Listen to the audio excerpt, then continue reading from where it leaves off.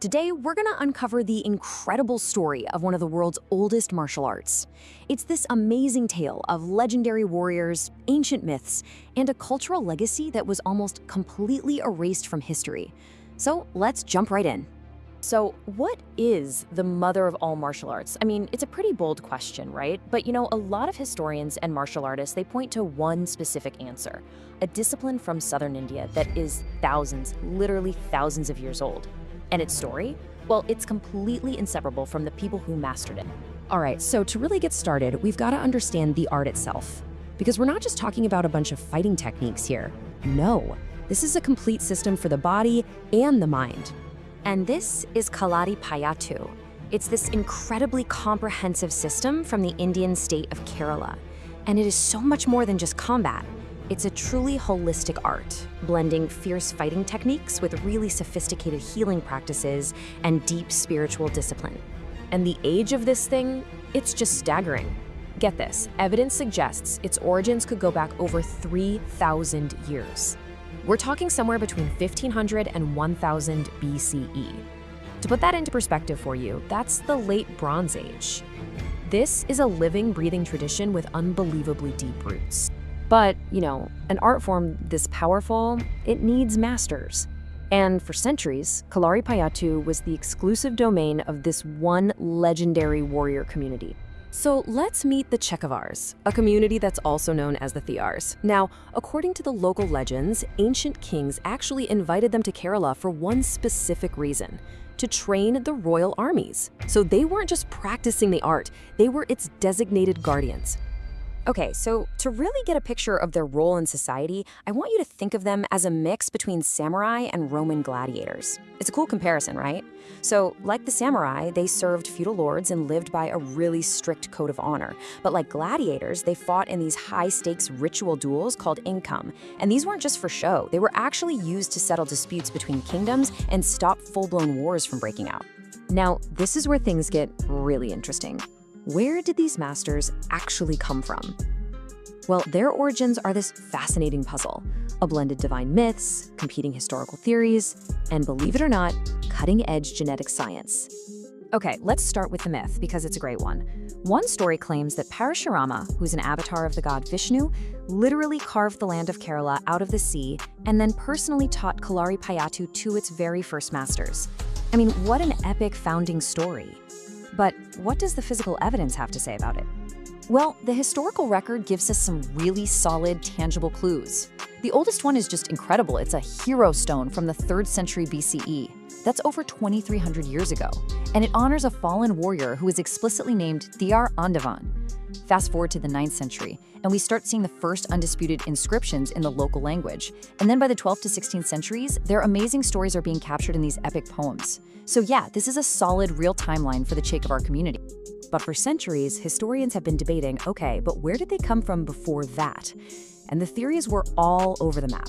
I mean, people were suggesting Iran, Central Asia, even Yemen. The local legends, though, they consistently pointed in one direction: India. And this is where modern science steps in to weigh in on this ancient mystery. Recent DNA studies are starting to give us some stunningly clear answers. And guess what? They seem to confirm those old local legends. And here it is, the crucial clue. The genetic evidence connects the Thear community to ancient migrants from northwest India. And their ancestry, it links back to one of the world's oldest urban cultures, the Indus Valley civilization. So think about that for a second. This isn't just a regional story anymore. This is a heritage that connects directly to the dawn of civilization on the subcontinent. Just wow. So all of this deep, ancient history eventually culminates in what you could call a golden age.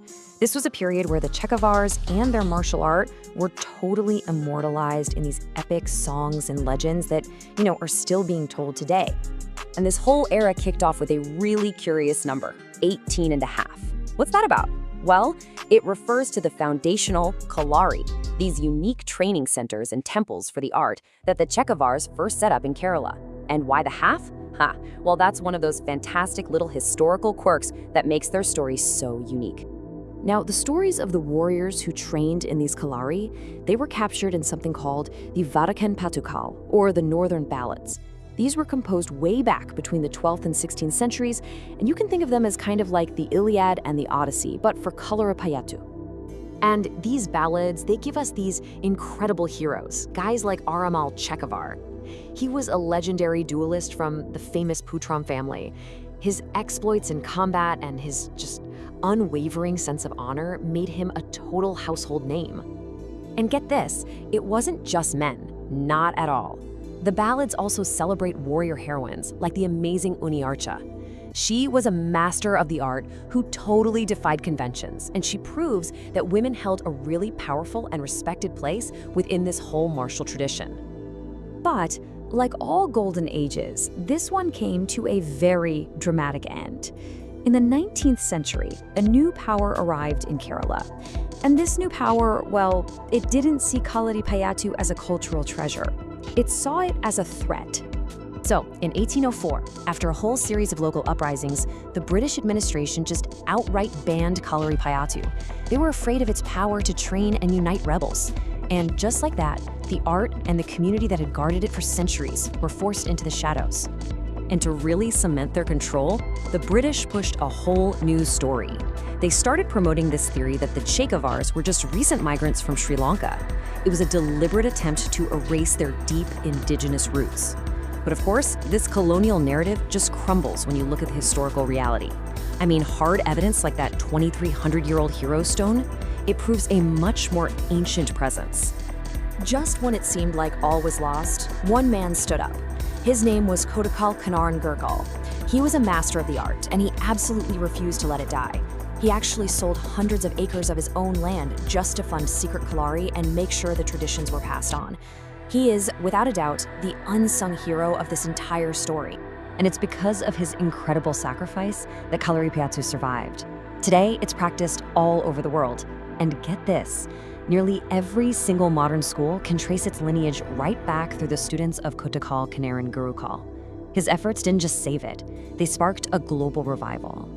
So this brings us to a final, really crucial question. The art itself has been saved, right? It's celebrated now on a world stage. But what about the people who brought it to the world in the first place?